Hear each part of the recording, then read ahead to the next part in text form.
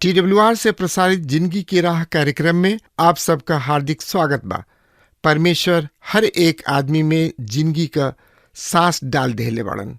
यही वजह से सगरी जीव से अधिक समझ रखेला, तब वो जिंदगी में मानसिक संतुलन और अशांति के बीचा में जिएला। यही खातिर ये सिलसिलावार बाइबल का अध्ययन आप लोगन की सेवा में प्रस्तुत कइल जाता कि जिंदगी जिए का सही ढंग जान सकें। कृपा करके देखी और सुनी ताकि परमेश्वर आपकी जिंदगी का रास्ता दिखावस। वचन अध्ययन से पहले सुनी एगो सुंदर आत्मिक गीत।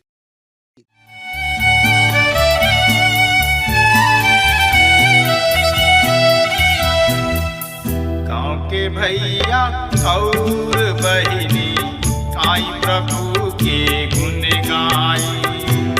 गाँव के भैया और बहिनी आई प्रभु के गुण गाई।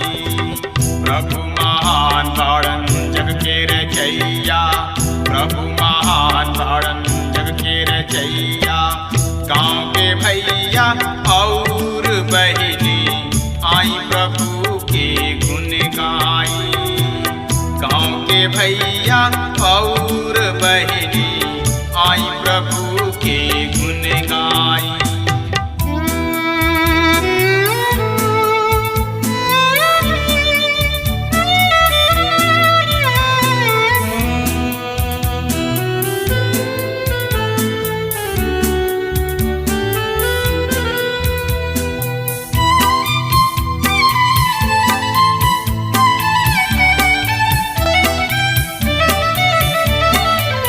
आकाश के तरई बन के चिरई उनकर भजन करे।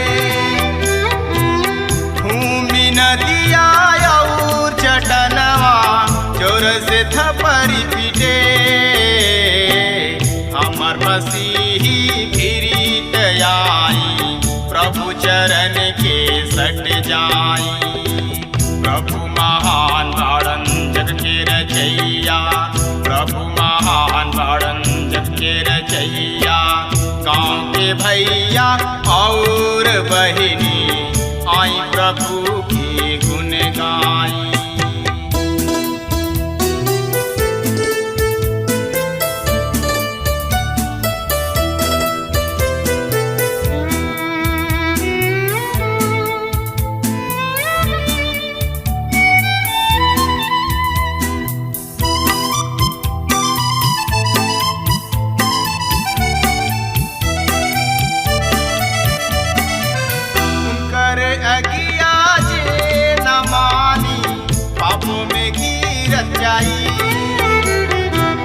नरक के राजा सैतानवा उनके में वास करी। पूरी मिठाई खूब खियाई, आत्मा अग में जाई। प्रभु महान बाड़न जग के रचैया, प्रभु महान बाड़न जग के रचैया। गाँव के भैया और बहिनी आई प्रभु के गुण गाई।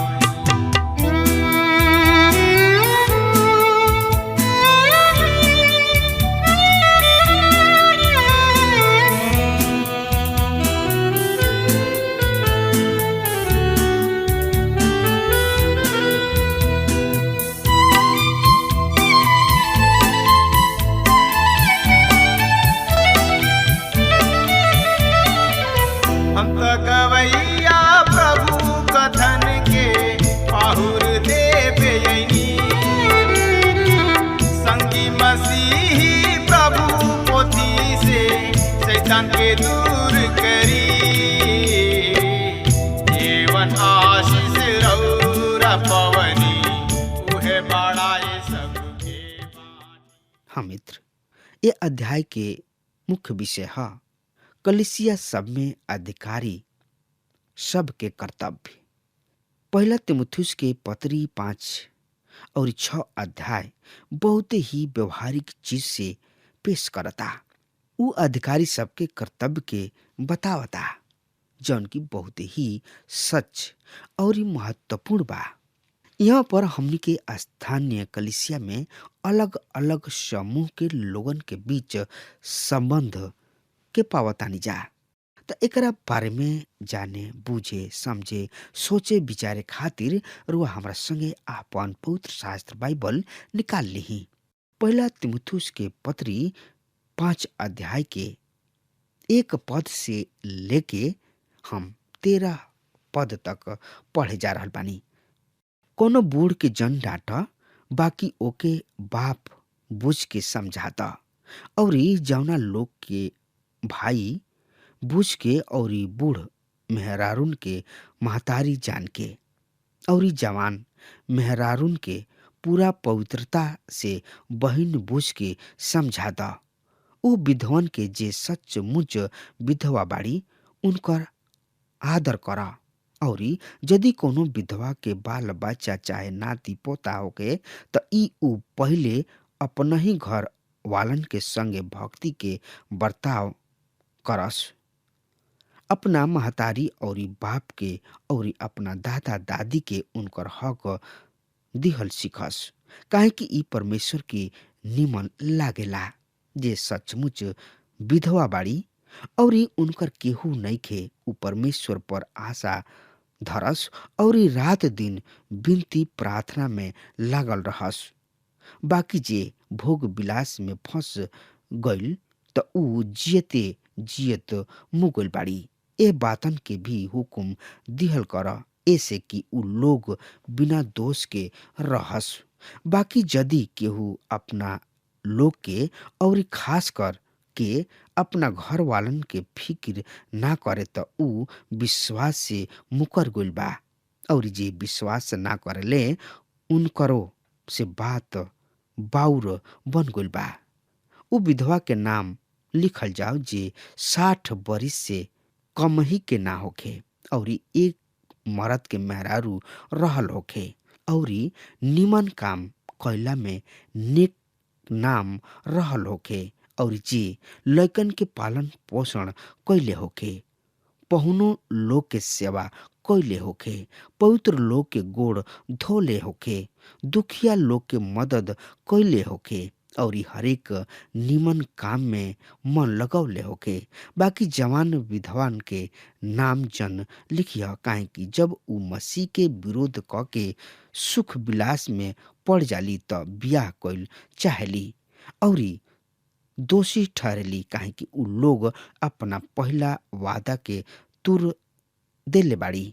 13 पद, और एकरा संगे संगे उ घरे घरे घूमी के आलसी बनल सीखेली, और खाली आलसीय बनल ना, बाकी बक बक करत रहेली, और दूसरा के काम में हाथ डालेली, और ऐसन बात बोलेली जौन बोलला के काबिल नइखे। आई यही लगले हमनी के यही अध्याय के 1 पद के पढ़ लिहल जाओ। एह तरी से लिखल बा, कोनो बूढ़ के कठोरता से मत डांटा, वरन उनका के बाबू यानी कि पिता जान के समझावा। नौजवान सबके भाई, यहाँ पर कोनो अगुआ या बूढ़ आदमी जौन की तिमुथुस से तनकी सा बड़ बाणे उनका विषय में कह रहल बाणे। एकरा बारे में लोगन के अलग अलग विचार कह रहल बाणे। प्राचीन समय में ई शब्द कलिसिया के अगुआ के खातिर उपयोग कइल जात रहे, लेकिन यहाँ पर उ कोनो आदमी के ओर संकेत कर रहल बाणे। व्यक्तिगत रूप से कोनो एगो आदमी के खातिर इस्तेमाल कइल गइल बा। हमरा समझ से पौलुस के मन में दोनों दृष्टिकोण रहे। उ प्रभु के परिपक्व बच्चा के विषय में जौन की कलिसिया में विभिन्न रूप से काम कर रहल बाणे। यहाँ पर लिखल बा कि बूढ़ पुरनिया के मत डटिहा।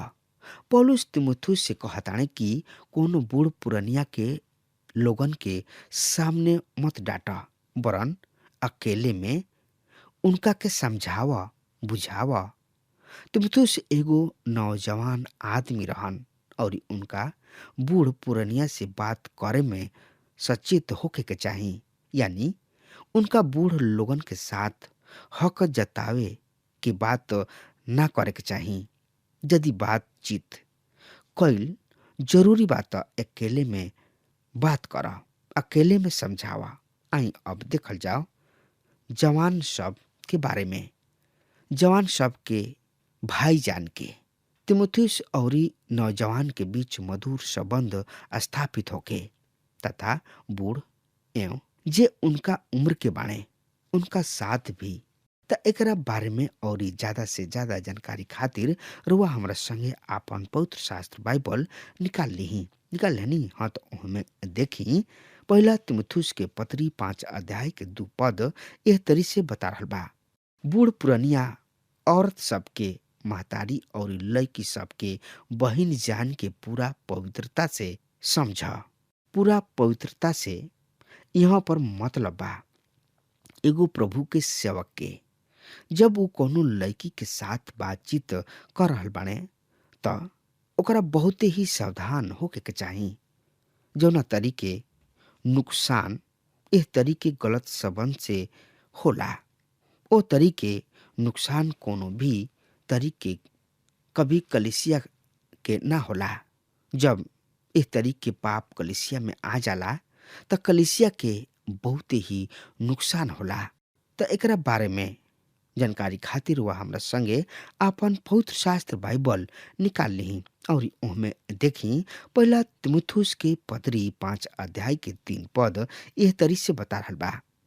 ओ सब विधवा सब आदर कर जौन की विधवा हई।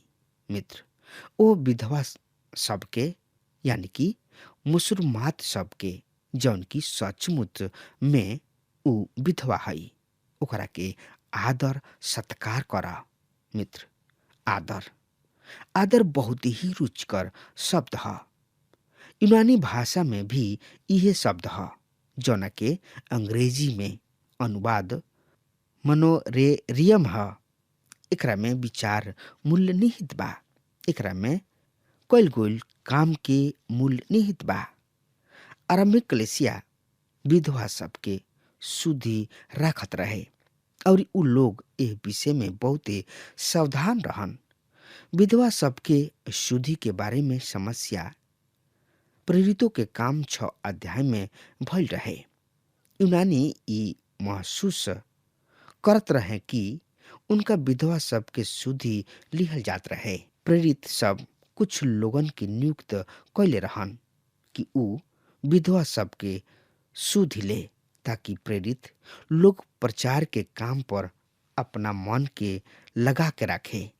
पौलुस यहाँ पर लोगन के बता रहल बाने कि विधवा सबके शुद्धि लगातार लिहल जाओ। प्रभु के वचन में जौन कुछ निर्देश दिहल गइल बा उ व्यवहारिक ह। उ विधवा सबके शुद्धि कल्पना या भावना सब में होके ना राखत रहले। वहाँ पर अगुआ लोग एह बात के पता लगावत रहले कि सही में उ औरत विधवा रही या ना और उनकर कतना आवश्यकता बा। यहाँ पर स्वतंत्र विचारधारा ना रहे जौन की उनकर शुद्धि लेत रहे। आजकल तो ए श्रेय में कलिसिया अनभिज्ञ बिया। पहला तिमुथियुस के पत्री 4 अध्याय के 4 पद एह तरी से बता रहल बा। यदि कोनो विधवा यानी कि मुसलमात के बेटा बेटी या नाती पोता होके त उनका चाहे कि सबसे पहले अपना परिवार के प्रति भक्ति के व्यवहार करे और ये अपना बाबू महतारी के उनका उपकार के बदला दे, काहे कि ऐसे परमेश्वर खुश होले। यहाँ पर स्पष्ट बा कि जिनका किने नाती पोता होखे या बाल बच्चा होके उनका के हक देवे के चाही और देवे सीखे के चाही। यही बात के छानबीन कल जात रहे कि उ उनका किने नाती पोता या बाल बच्चा बा कि ना, तबे उनकर मदद कल जात रहे। यह तरीका रहे। आज भी यह तरीका है। पहला तिमुथियुस के पत्री 5 अध्याय के 5 पद एह तरी से बता रहल बा। उ तो सही में विधवा हई और अकेले भी है, केवल परमेश्वर पर राखेले और रात दिन निवेदन और प्रार्थना में लवलीन रहले। मित्र, जौन की सचहू विधवा बाड़ी, जौना के केहू नहीं खे। यहाँ पर ऊ भक्ति महिला और प्रार्थना करे वाली महिला के बारे में बात कर रहल बने। ऊ केवल कलिसिया और पास्टर के खातिर प्रार्थना ही ना करेले, बल्कि ऊ अपना खातिर तथा अपना आवश्यकता सब के खातिर भी प्रार्थना करेली। ई उनकर अधिकार ह। ऊ स्पष्ट करताणे कि यदि हमनी के एह तरीके महिला मिले त हमनी के उनकर मदद करे के बा। जब हमनी के परमेश्वर के तरीका से काम करी न जाता, ऊ बहुत ही सुगर होला और सुचारू रूप से होला। पहला तिमुथुस के पत्री 5 अध्याय के 6 पद एह तरी से बता रहल बा। सुनि ध्यान से, हम एह पद के पढ़ रहल बानी रोज सामने। पर ऊ जे भोग विलास में पड़ गइल बाड़ी, जिंदा रहत भी ऊ मुअल ऐसन बाड़ी। मित्र, पौलुस कहताणे कि ऐसना लोगन के मदद ना करे के चाही। यही अध्याय के 7 पद एह तरी से बता रहल बा। ये सब बात के भी आदेश दिहल करा, जौना से ओहनी पर कोनो लाछन ना लग सके। पौलुस कहताणे कि तिमुथियुस ये बात के कलिसिया के लोग के स्पष्ट कह द कि उ लोग हर एगो काम के आदरणीय रूप से कैल करे। मित्र, पहला तिमुथियुस के पत्री 5 अध्याय के 8 पद एह तरी से बता रहल बा। पर यदि कोनो अपना लोगन के और विशेषकर अपना परिवार के देखभाल ना करेलन, त ऊ अपना विश्वास से मुकर गुल बने और एगो अविश्वासी से भी निष्कृत बने। मित्र, यहाँ पर पौलुस विश्वासी सबके खातिर बहुते ही कठोर बात लिखले बने कि रउआ अगर अपना घर में ठीक ठाक नहीं खी त राउर गवाही अपना घर में ही ठीक नहीं खे। यदि रउआ अपना घर के ही देखभाल ठीक ठाक से नहीं की करत त ई परमेश्वर की नजर में बहुते ही बुरा है। पहला तिमुथियुस 5 अध्याय के 9 पद एह तरी से बतावता, वही विधवा के नाम सूची में शामिल कइल जाओ जौन की 60 बरिस से कम ना होखे और एक ही मर्द के मेहरारू रहल होखे। मित्र, यहाँ पर वो बतावताने कि कौना उम्र के विधवा के सहायता करे के बा। यही अध्याय के 10 पद एह तरी से बता रहल बा। सुनी ध्यान से, हम पढ़ रहल बानी। भला काम करे में सुनामी रहल होखे और जे बाल बचन के पालन पोषण कैले होखे, पवित्र लोगन के चरण धोले होखे, मेहमान के सेवा कैले होखे, दिन दुखियन के सहायता कैले होखे और अपना आप के हर एगो भला काम में लगौले होखे। मित्र, यहाँ पर उ बतावताने कि ई बात ध्यान रखे जोग बा कि ओ विधवा की गवाही पहले कैसे रहल होई, पिछला दिन में उनकर गवाही कैसे रहल। हर एगो के सहायता मत करीह। हम तो यही चाहब कि कलिसिया भी ये सब चीज पर ध्यान दे, ये सिद्धांत के ध्यान में राखत मदद करे। भावना में आके केहू के मदद मत करा। हम तो इहे कहे चाहब कि कलिसिया भी ये चीज पर ध्यान दे, ये सिद्धांत के ध्यान में राखत मदद सहायता करे। भावना में आके केहू के सहायता ना करे। कभी कभी हमनी के भावना में आके वो सब आदमी के मदद करी न जा जौना के मदद ना करे के चाही, और जौना के मदद सच में करे के चाही ओकर मदद हमनी के ना करी न जा। और जौन विधवा यानी कि मुसलमात सबके मदद कलिसिया सबके द्वारा कइल जाला, ओकरा के कोनो ना कोनो रूप में कलिसिया के खातिर सहायता होखे के चाही। त एकरा बारे में और ज्यादा से ज्यादा जानकारी खातिर रुआ हमरा संगे आपन पवित्र शास्त्र बाइबल निकाल लिही और उहमें देखी पहला तिमुथियुस के पत्री 5 अध्याय के 11 पद और 12 पद एह तरी से बता रहल बा। बाकी जौना विधवन के नाम जन लिखी ह, काहे कि जब ऊ मसीह के विरोध क के सुख विलास में पड़ जाली त बियाह कइल चाहेली। 12 पद और दोषी ठहरेली, काहे कि ऊ लोग अपना पहला वादा के तूर देले बाड़ी।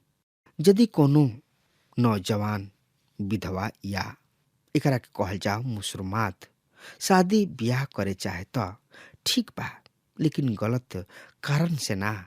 ए विषय में कलीसिया के सावधान होखे के चाही। यही अध्याय के 13 पद एह तरी से बता रहल बा। सुनि ध्यान से, हम पढ़ल बनी। औरी एकरा संगे संगे ऊ घरे घरे घूम के आलसी बनल रहेली, औरी खाली आलसीय बनल ना, बाकी बक बक करत रहेली औरी दूसरा के काम में हाथ डालेली, औरी ऐसन बात बोलेली जौन बोलला के काबिल नइखे। जौन विधवा आलसी हई औरी घर घर जाके बक बक करेली, ओकरा से शादी कइल खतरनाक ह। अब हमार समय खत्म हो रहा बा, तब तक खातिर वह हमरा के आज्ञा दी। परमेश्वर वह के बहुत ही आशीष देस। आमीन। हमके विश्वास बा कि ई कार्यक्रम आप सब खातिर फायदेमंद सिद्ध भइल हुई। हम चाहतनी कि आप सब आपन आपन आशीष हमरो से बांटी। अगर आप सबके लगे बाइबल से चाहे आपकी निजी जिंदगी से कोनो सवाल होके, चाहे कोनो समस्या खातिर प्रार्थना करावे चाहतनी, तो हमारी फोन नंबर पर जरूर संपर्क करें। परमेश्वर आप सबके बहुत आशीष प्रदान करें और आज का दिन आप खातिर सुखद बनावे।